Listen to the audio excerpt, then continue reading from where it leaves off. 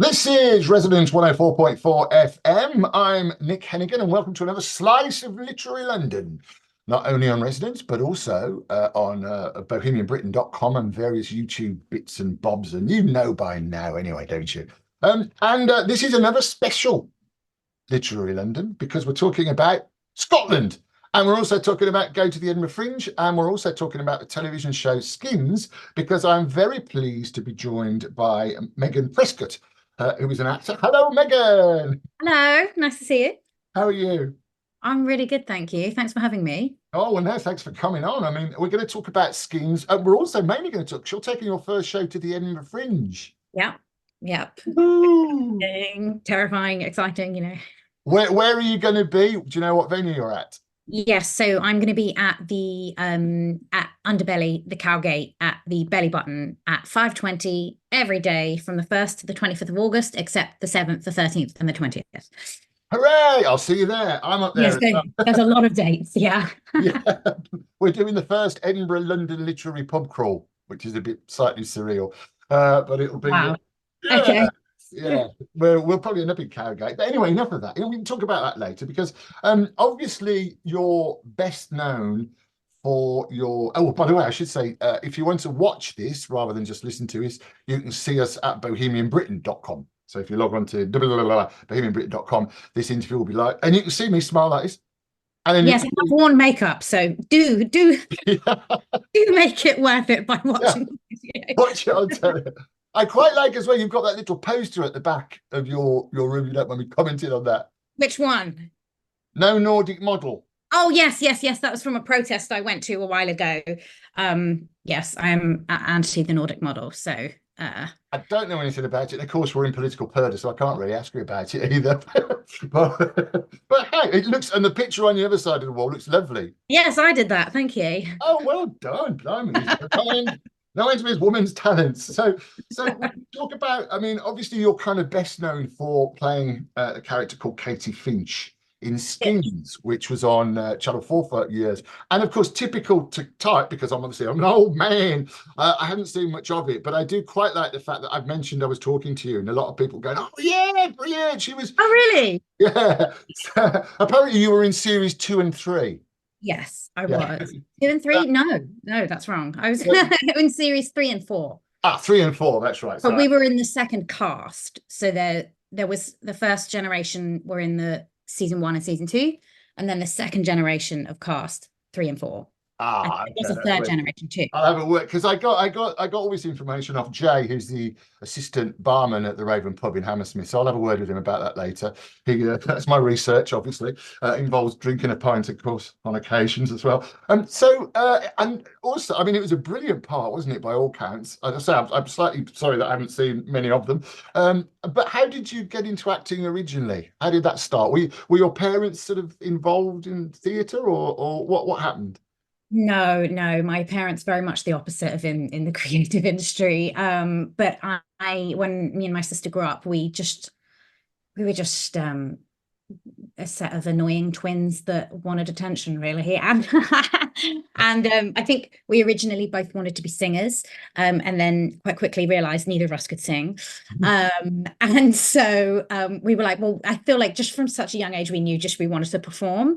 So we were going to like Saturday classes and like little things with our friends and putting on performances and dance videos and yes. But we got I think, how did we get into? So we got a very small agent when were we 15?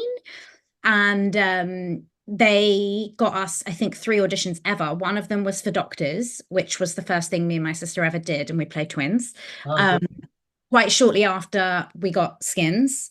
And yeah, then things just went crazy from Skins. But yeah, I think we just did always want to perform. I think when you're a twin, you do have to kind of compete for the attention. So I think it's kind of inbuilt as well, part of being a twin.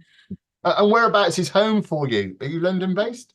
Yes, so I'm North London at the moment. I've lived all over London, but currently North. And of course, we ought to talk as well.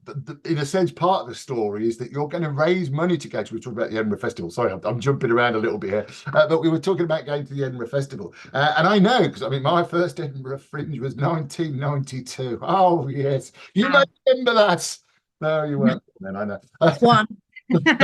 But one of the way, and of course, every year people talk about the Fringe changing. I mean, in '92 when I first went, I was very fortunate. I wrote a version of a Shakespeare play which I hadn't done before, having left school without any qualifications, and it just got picked up doing it one night in Birmingham at the Midlands Arts Centre, and it was the management of Jasper Carrott and Phil Calder, who were big comedians at the time, and they said, we'd like to take you to the Edinburgh Fringe, and I went, whatever that is, yeah, I'll go. And I was completely blown away by the democracy of it. I mean, and the fact that it's the biggest open arts festival in the world now, but every space becomes a performance space.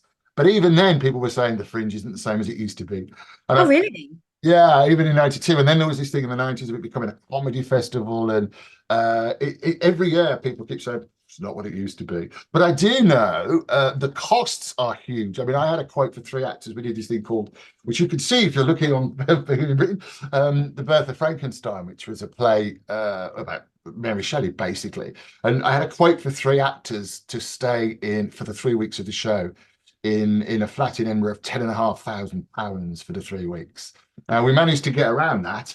But what you're doing is quite, I mean, I think it's quite clever, brave thing. You're actually selling sort of slightly, is it topless photos, or you're going on OnlyFans? Full nude photos on Full nude OnlyFans. to try, yeah. Yep. Limited edition number of fully nude. It's the first time I've ever done full nude content head to toe. So it's pretty daunting, but as you said, it's an expensive investment putting on a show. So they always say to creatives, you know, if you wanted it enough, you'd find the money. So I took that advice, and this is how I'm finding money. So an OnlyFans is a kind of a subscriber, adult channel. Would you call it an adult channel, I suppose? So OnlyFans is essentially, it's like a social media platform, but instead of just getting all this content for free, like we're so used to on social media, creators get paid for their content. So you can choose who you want to subscribe to and whose content you want to see. And then the subscribers can really set their own boundaries and limits. So they set the price if it's a monthly fee. Some content creators have free pages, and then each post is individually priced. But it is essentially a paid social media platform, and it's a much better way of creators and sex workers to earn money with their content. Yeah, I mean, it's always a bit of a dichotomy, isn't it? It's incredible. I love the sort of democracy of social media, and having grown up without it, I'm kind of glad we got it. But on the other hand, there's a few massive companies making billions of pounds off our hard graft, you know. Yes, and that's not absolved with OnlyFans. Obviously, OnlyFans take 20% of your earnings, so there is still a big conglomerate taking a percentage of your money, but it's better than some other options. Do you know what I mean? Like at least content creators have slightly easier access to being paid for their work, especially sex workers who are often deplatformed on other social media sites. So I do think you're right. Like the democracy of like everybody being able to have the same rights. I like that aspect of it. And can you put your artwork on there, which is a slightly obtuse question as well? Yeah, I mean, it's a bit it's a bit disappointing because I know OnlyFans as a brand have tried to separate themselves a bit from sex workers, but the platform, like many other things, was built off the back of sex workers' labor and sex workers' content, and made, I mean, what I can only assume was billions. I mean, maybe not. Well, close. But then as soon as they could, they're kind of starting to try and rebrand away from sex work. And there was obviously a big backlash when they initially said they weren't going to have adult content anymore. And they've reversed that decision, thankfully, because they listened to the public and sex workers, which is great.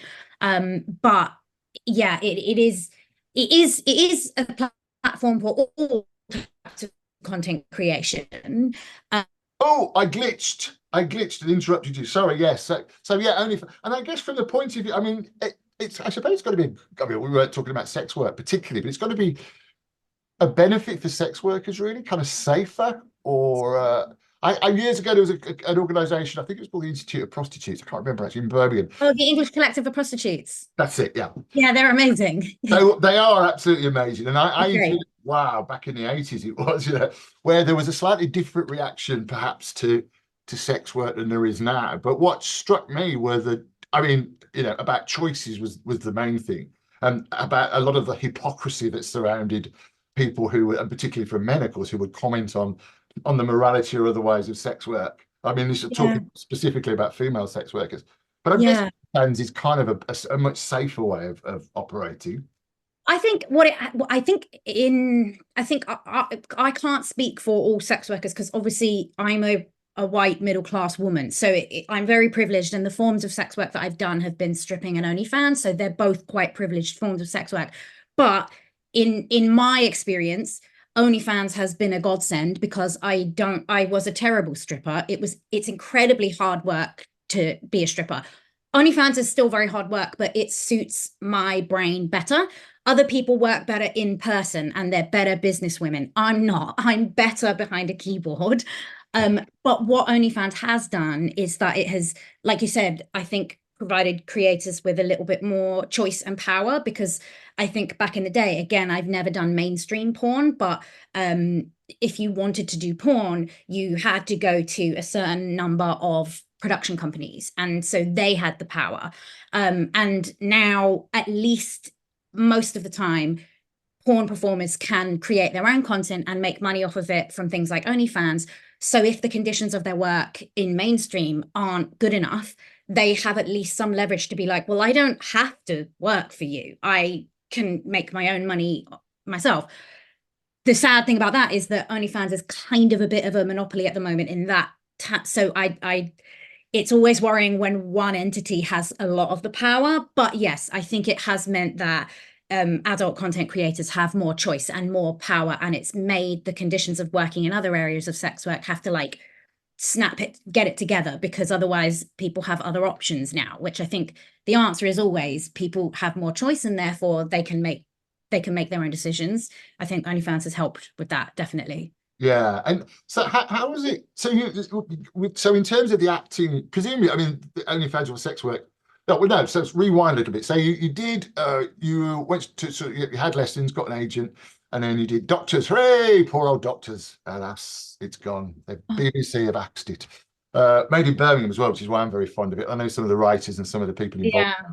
And some of our youth group, actually, we had a Maverick Theatre youth group in Birmingham. They went on to work full time. Yeah, that is a shame, because I know a lot of writers started off in shows like Doctors, so that is a shame. Yeah. Well, and of course, and a lot of actors started off Yeah. in Yeah, it's like a rite of passage.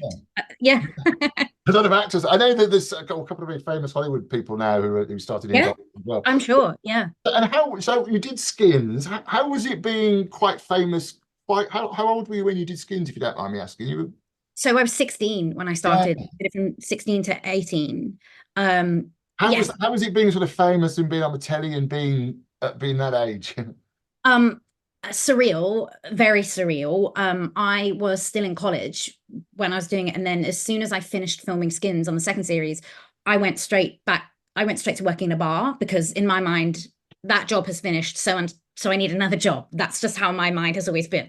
But so yeah, working in a pub straight after was also just a very interesting experience, because I had no problem with hard work. I've always been like, I need money, I can work hard. I'm not opposed to that. But I did find other people's reactions to things like me working in a pub or me just going to college interesting, because I was like, well, to me, when you finish one job, you get another job. That's how life works. You need to pay bills. But yeah, people's reaction to you when you've been on a TV show is wild, especially as a 16-year-old. You're already, as a teenager, quite insecure about yourself, your body, your life. So yeah, being put in the spotlight was wild at that age. And I always think, God, we were on Skins, which is a British show, compared to some of these American shows in terms of budget and like the fame it attracts. It was a drop in the ocean compared to some of these like big Disney Nickelodeon shows. So I feel like I've had a very, very, very small taste of like child stardom, but I I can't imagine what it was like for some of these kids back in, you know, like the noughties, like growing up in Hollywood like that. I just, yeah, it is a crazy experience. Yeah, I had a small experience of that when I was on the radio. I was just a face in Birmingham, and even that was weird. I mean, I didn't expect to be recognised, but there was a got to a point where I would only go to one pub, and the people that go there, I'd stay with my own friends, and then if anyone came in, always Nick Hennegan around. No, no, he's not here. I mean, that was Yeah. slightly surreal for me. I remember chatting as Yeah. well, said without dropping too many names, with Michael Jackson. Would you believe? You know, Wow. Michael Jackson Yeah. on his one of his last album tours, who more or less said the same thing, that really he it was hanging around with a lot of kids at the time, and there were a lot of people saying all sorts of weird things. He basically said to me, I didn't have a childhood. I see it in other kids, and I think, oh, wouldn't it have been nice to have been, you know? So, Yeah. so I guess it was. So Skins was fantastic. And did you was it about looking for other work, or did anything? I mean, you know, in terms of performances, anything else come up, or how did you react to the end of Skins? Yes. So I think I was just a bit shell shocked from just to have one of your first acting experiences be such a big one when you're so young. I did feel a bit shell shocked. I have ADHD and autism, and I'm autistic, but I wasn't obviously diagnosed back then. So I also didn't really know myself in a way that would have been helpful at the time. You know, I think who you're surrounded with, if you do something like being on a big TV show when you're that young, is very important. And if you don't have the right kind of support or like network, it can be very difficult. So I think it just took me a little while to kind of like decompress from the experience. I actually started really liking working in a pub because it just felt like I always found it was really strange when like grown adults would be like, would you like a cup of tea? Like, can I get anything for you? I'd be like, no, it's okay. Like, uh, it's fine. It felt weird. It felt very strange. Like I couldn't understand the status thing. So yeah, it did take me a minute to like decompress. I desperately wanted to keep acting as well, but I think looking back, I didn't have the support or the understanding of myself to kind of do that well. And I would find myself in audition rooms, like really not knowing how I was supposed to act, what I was supposed to say, what type of person they wanted me to be.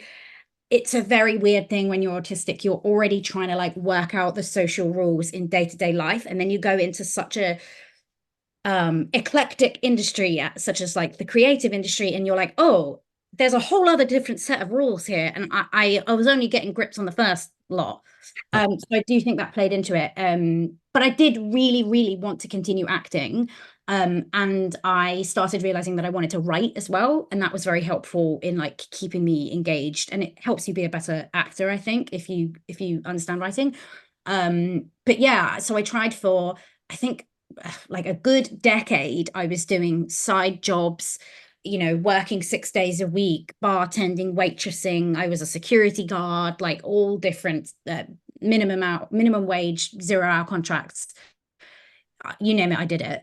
And it got to a point where I was just like, I am spending so many hours a day working just to pay my bills that there is no time or energy to do creative work, which is actually what I want to do. And the answer to me, my friend had been stripping since she was 18, and she was like, Meg, this is the answer to your problems right now. It doesn't have to be for life, but my God, stop working yourself into the ground and still not only not being able to pay your bills. Try stripping. And I did. And she was right. It wasn't like an overnight. I was still probably only earning a living wage, but it was a living wage, and I didn't have to work 6 days a week. I could work 3 days a week, and then that meant I could start my writing career, and I could really concentrate when I got auditions and learn the lines and get into character and do accent work and acting coaching and all these things that people just assume you can do. But if you don't have financial support from, you know, family or spouses or whatever, I don't understand where people think the money and the time comes from to pursue a creative career. And again, I just was like, well, you know, people say if you want it badly enough, you'll figure it out. So I'm going to do it. Oh, good for you. You have figured it out. No, I mean, it is a big conversation still, and more so in theatre, about, you know, the kind of, I heard the term trustafarian for the first time only about a year ago. People who have trust funds. I'm still not sure what one. Oh, but people do have them. Yes, yeah, it's I have to really. funny. I'm Nick Yeah. Hennegan. This is Resonance 104.4 FM, literally London. We're also on bohemianbritain.com. I'm talking to Megan Prescott, a brilliant actor who was probably best known for playing the part of Katie Finch in Skins. And I say you said you got to the point where you were able to write a bit. Tell us about the Edinburgh show, because it's an interesting Yes. story, isn't it? Yes. My debut Edinburgh show is called Really Good Exposure, and it is going to be on from the 1st to the 25th of August in Edinburgh, except the 7th, 13th, and 20th at Underbelly in Cowgate. And it is about a girl who experienced fame at a young age as a performer and her decision to get into porn 15 years later. So it's very loosely based on some of the experiences I had in both the acting industry and sex work, but also the hypocrisies that I found in the way people treat actors versus sex workers. So I just wanted to make a show that I didn't want it to be like a TED talk. I just wanted it to be something that might make people open up their mind and be like, huh, it is interesting that we think, sex work is abhorrent, but like you can do a sex scene on TV and that's okay. But I did just want to make people question what we've been told is like the standard way to treat sex workers, because I think it's very it's wrong how we treat sex workers in the sex work industry. Yeah, and what was your writing process? So you created another character then, have you? It's not, when you say it's not a TED talk, she's a dramatic character then. Yes, so I'm playing her obviously, but yeah, she is Molly is her name. She is a fictional character. But yes, you asked about my writing process. Yeah. I think that was one of the reasons that I kind of discovered my writing process, and what worked for me was getting diagnosed with autism and ADHD. And they always say, as a writer, you're either a planner or you're a vomiter. And I never really understood what that meant. And I was like, it's always better to plan. You should always plan out all the acts, make sure everything's planned. And I try to force myself to write and do everything in the way that I thought you should, a very neurotypical way of doing things. And it wasn't until I got diagnosed and started understanding my brain and how to work with it rather than against it that I realized, oh no, I'm a vomiter writer. I have to get out everything. And then I fine tune, and then I pick out the bits that I'm like, oh, there's something here, there's something here. But unless I get out that messy first draft and blurt it all out, I can't do it. So it really did take getting diagnosed, learning how my brain works, not being so mean to myself when I wasn't doing it the way everybody else is supposed to do it, and just finding the way that worked for me. Oh, that's brilliant. I mean, it's good that it's come to that. I heard an American writer, she calls it, she said to me, are you a planner or a pantster? Pardon? Pantster. Seat of the pants, I think. I'm probably a pantster as well. Oh, yeah. Yes. Yeah. And it's good. And the diagnosis has helped. I mean, my great niece, I'm sure she won't. I mean, she's got quite severely, she's quite severely autistic. Although we've known since she was tiny, and we're able to kind of work with her around that. And I mean, it's not, I say it's not a problem. It's easy for me to say that, isn't it? But it's quite good as well. You've made a point that not many people talk about autism. I mean, again, this barman I was telling you about, he's autistic, and it was almost the first thing he told me. And he was saying how good the pub train that he worked for were looking out for it. Yeah. I suppose it's less of an not an embarrassment, that's right, but at least it's always been there, hasn't it? But it's now at least we're talking about it, like a lot of things. Yeah, I think it is that we're talking about it. And I think I do think that COVID and people being forced to be by themselves and there's no distractions, a lot of people realize, oh my God, actually, I think this might be me. And I think, a lot of people are saying, oh, everyone's autistic now. Oh, everyone has ADHD. But I do just think it's that, no, information is just more accessible to people now. For example, on social media, and, we are more understanding that women can actually be autistic as well now. We always were, but you know what I mean? I just think it's not that there are more people claiming to be autistic. It's just that more people are learning that they are and having better quality of life as a result. I don't see that as a negative thing. No, absolutely not. Certainly so my grandniece. And Jay at the pub, he'll be very pleased I've mentioned him. Could you say hello, Jay at the pub? Hello, Jay. Hi, Jay at the pub. It's good for you. I understand the plight of the bartender. Oh, brilliant. Thank you for that. He'll be very pleased. So what are you looking, I mean, God, we could go on forever. That was the problem with this show. What are you hoping to get out of Edinburgh? What are you looking forward to? What are you dreading? What's the experience been like? And how can we get in touch with you? that's quite a lot of questions. No, that's fine. So the thing that I'm not really dreading it. I'm just very nervous about. I'm going to be fully naked on stage in my show. There is a scene that is about like contextual consent and the importance of both of those things. And I was just like, you know what, it won't read the same if I am not fully naked in it. For it to land, it needs to. And that's where like some of the idea for selling the nudes to fund the Edinburgh show came from. Because I was like, I'm going to be nude on stage anyway. No one really attacks actors for being naked on stage. I will be paid for the tickets. So I'm like, it's an interesting comparison. So I am quite nervous about being naked on stage for the first time, but in a good way. I'm like nervous, excited. I'm going to do previews for the Edinburgh show at the Seven Dials Playhouse on the 26th of June and the 19th of July. So those I'm very much looking forward to because we've just got out of rehearsals and recording all the voiceovers. So it's made me really excited to like see how it's all going to come together. But yeah, with Edinburgh, I really hope that I just really wanted to like just tell this story that I just thought is such an interesting. It's just so interesting the difference in how we treat different types of performers and what we demonize and what we celebrate. So I really did just want to tell a story that highlighted that. I hope people can like go away with it and think, you know what, like I kind of want to look into this a bit. Maybe I'll research why decrim is the way to reduce violence against sex workers. Maybe I will look into like how come this is okay but this isn't okay. Like let me question my own thoughts.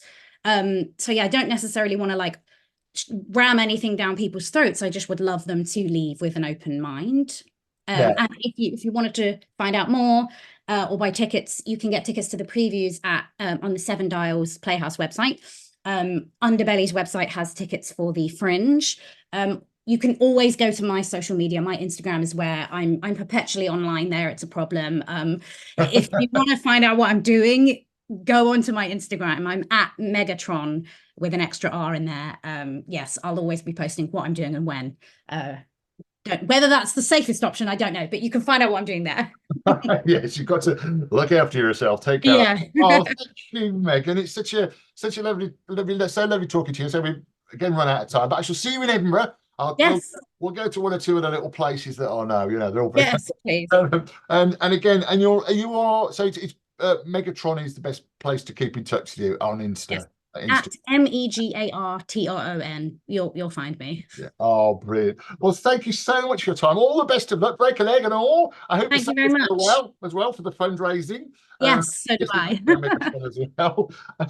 And that's all we've got time for. Thank you so much for your company. I'll see you next time. The video for this is on bohemianbritain.com and on YouTube. But in the meantime, I'm Nick Hennegan with Megan Prescott. This is Literally London on Resonance 104.4 FM.